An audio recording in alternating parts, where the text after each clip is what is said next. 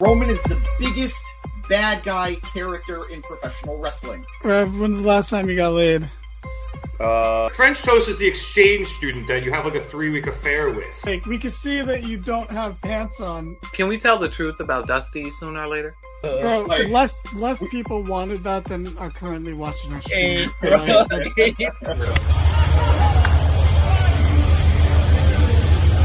And you know Vince, and you still think, are these true? It's like... Welcome to the Mark It Down podcast. Hello, everybody, and welcome to the Mark It Down podcast. It's Thursday night. You know what that means. It's the Gym-Packed Zone, where I, James Gisanti, cover everything TNA impact. We are on the road to Rebellion. The pay-per-view will be this Saturday, and as we go home to that pay-per-view, we get a lot of setup done as we head to what should be a very, very exciting event. We started the night off with a brutal beatdown as Alex Hammerstone took on Little Guido of the FBI, the full-blooded Italians. I am loving this FBI resurgence. It has just been beautiful. And he was an excellent opponent for Hammerstone to take on. Alex Hammerstone, who is wearing the headgear of Josh Alexander on his massive, massive biceps. Josh Alexander, who was doing commentary for this matchup. This was, like I said, this was a great matchup for Hammerstone, as Guido is this rough and tough, little scrawny, lanky dude who is just a great contrast to Hammerstone's massive, massive build.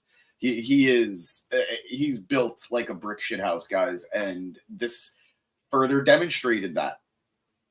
As just this one-sided fight just kept going on and on and on. Eventually, he locks in the torture rack. No, I apologize. He puts Josh Alexander's headgear on Guido's head. Great touch.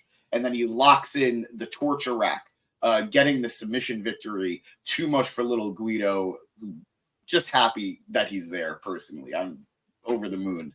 I loved his Nunzio run, and of course, I loved him in ECW. So, good showing for Hammerstone as he's going into his one-on-one match with Josh Alexander this Saturday.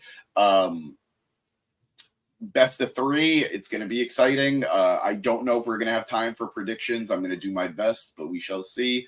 Either way, very much looking forward to that matchup. Moving on, we then had a backstage segment with Ash by Elegance and her concierge, as they're talking about wanting a shot at the TNA Knockouts Championship. Whoever wins in the match between Jordynne Grace and Steph DeLander, Ash by Elegance is claiming the next shot. This brings out Zia Brookside. Sorry, I said Zia. She jumps into frame and she says that they are going to have a match next week, presumably for the number 1 contender spot. This obviously angers Ash and her concierge, who are getting ready to bring the lawyers in. Good stuff. We then go to a video package from last week, highlighting last week, as Steph DeLander had her contract signing with Jordynne Grace for the Knockouts World Championship, ending with Steph putting Jordynne through a table. Now, since that episode aired, we have all found out that, unfortunately, Cardona, DeLander's corner man, unfortunately suffered a pectoral tear. He had to get surgery. He is going to be out indefinitely while he recovers. And Matt, we all wish you a speedy, healthy, quick recovery. Feel better. I know that sucks. Terrible timing. There's never good timing in wrestling, like you said, but I hope you're able to feel better as soon as possible. But since that incident, Jordynne Grace, who found out about it, cut a promo, presumably from the airport as she was on her way to Rebellion for this Saturday, said that she knows now that there is no chance, 0% chance. We got some math from Miss Mama Thick.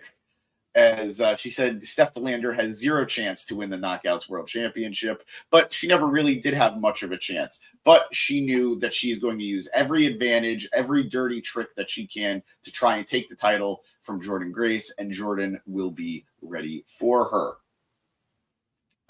We then go to another quick matchup, a lot of them tonight, except for the main event, as we have Joe Hendry taking on LSG in just, again, another exhibition match for Hendry as he's preparing for his match against Rich Swann this Saturday at Rebellion.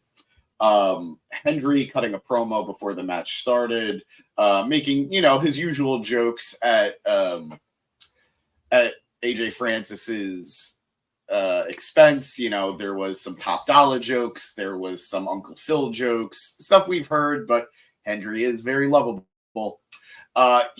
Basically, this was, like I said, a quick matchup, not much to report, but my God, did Hendry, who picked up the win to nobody's surprise, hit a massive, massive, massive standing ovation on LSG that he kept him up there for so long, turning, spinning around, walking around the ring. It was an incredible physical showcase on Hendry's part, and he is looking great as he's getting ready to take on Rich Swann this Saturday. We then go to a video highlighting Time Machine's issues going all the way back to No Surrender, as we saw that Alex Shelley, Chris Sabin, and Kushida sort of haven't all been on the same page lately, mostly because of Alex Shelley, but more recently they did come to better terms. They hugged it out, bro. We all love to see it. And that led to the Motor City Machine Guns, Alex Shelley and Chris Sabin, challenging the system tonight for the tag team titles. But before we get there, we have a six-man tag match. Guys, I'm so sorry. I am just very tired, so I'm talking over myself just a little bit. But we have a six-man tag match as the X Division champion, Mustafa Ali, teams up with GYV, the Grizzled Young Veterans, against Jake something, his kind of cousin maybe, I don't know anymore, Cody Deaner, and the Rye Guy. Now, if you don't know who the Rye Guy is, neither did Deaner and Jake something's opponents. But once you heard the familiar gore, gore, gore, we knew who it would be. Rhino coming out to the aid of Jake something and Cody Deaner, evening the odds. This was a fun match. I really don't understand. I really don't get this Deaner new character. Not in a bad way. It's just it's crazy how we got here so quickly after just so much time with Violence by Design and then the design itself. But hey, we have a goofy Deaner again. I'm kind of all for it. I really do like goofy Cody Deaner, so I'll take it. Match ended with Ali. Hold on. I'm so sorry. I'm just checking my notes. With Deaner being the valiant babyface that he is, having his teammates taken out, trying to fight all three men at once, but just getting dogpiled into the corner. He then, as that beatdown is happening, Rhino goes for a gore on Drake, and Deaner landed a nice knee on Gibson. Ali then landed a corner high kick and a sunset bomb out into a 450 on Deaner, getting the 1-2-3. X Division champion Mustafa Ali looking really strong going into this title defense on Saturday. I don't know what to expect. I don't know if we should believe that Jake something actually has a real shot at taking this X Division championship, considering how hot Mustafa Ali is. But given the rules of opposite momentum, thank you for mentioning the yellow shirt. This ain't my first rodeo, Eric. This is a Gia Miller shirt. Big fan of TNA's Gia Miller, and just happy to rep some TNA merch. But thank you for noticing. I'd be shocked if they're ready to take the X Division title off Mustafa Ali, who has just been on a tour, going around taking on some of the best independent talent there is to face. But who knows? Maybe his time with TNA isn't going to last all that long, and they got to get the title off of him. Either way, opposite momentum is in the corner of Jake something and not Mustafa Ali. So let's see how this goes on Saturday. We then had a backstage segment that I don't understand, but Eric Young met with his World Classic Mania persona, a persona that wears inexplicably, and much to my delight, a Casey Jones mask. Casey Jones, the Teenage Mutant Ninja Turtles character, as they're having this conversation with themselves or with each other, I don't know. Eric says that he will baptize Frankie Kazarian at Rebellion. There's too many demons right now. But speaking of demons and supernatural characters, Rosemary comes out, and Tom Hannafin talks about Rosemary and Havoc using their contract, their contractually obligated rematch at Rebellion to take on Jody Threat and Danny Luna. This was a fun knockouts match as Rosemary took on Jody Threat. Rosemary getting the win after a run-up forearm and a spear. I'm really hoping, again, going with the rules of opposite momentum, I don't have to expect another tag team title win for the Decay, who I have nothing against. I love Havoc. I love Rosemary. I think they're such incredible, fun talents, and I think the Decay has a great place in TNA, but I just need some variety when it comes to the Knockouts tag team titles. We just can't keep hot potatoing these titles between the same 2 or 3 tag teams. So let's see. It's weird to be rooting against the Decay, but I think I might be this Saturday. We then go to another therapy session with Jonathan Gresham, another instance of somebody actually seeing themselves wearing a mask and conversing with them, as Gresham was on a park bench seeing his octopus masked self sitting beside him. The tagline for this was "Life's a costume party, and though he's been vulnerable, it will end soon enough." I like Gresham. We're just going to move on. We then go to our main event match of the night as the Motor City Machine Guns make their way out, and they are ready to take on the System, Brian Myers, and Eddie Edwards, of course, accompanied by Alicia.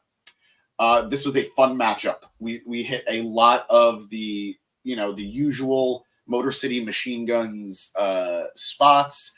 For a brief shining moment, I really believe the Machine Guns actually had a chance at taking the titles off of the System, or I really wanted to believe. Mind you, whoever wins this match not only wins the titles, but can expect to take on Speedball Mountain on Saturday at Rebellion. That should have been my bigger hint, but of course it would be the System who win. And when they did, as they successfully defended the titles, after there was quite a little bit of miscommunication between Shelley and Sabin, multiple instances of the men, unfortunately, getting in each other's way, being pushed into each other, or just outright distracting one another, unfortunately.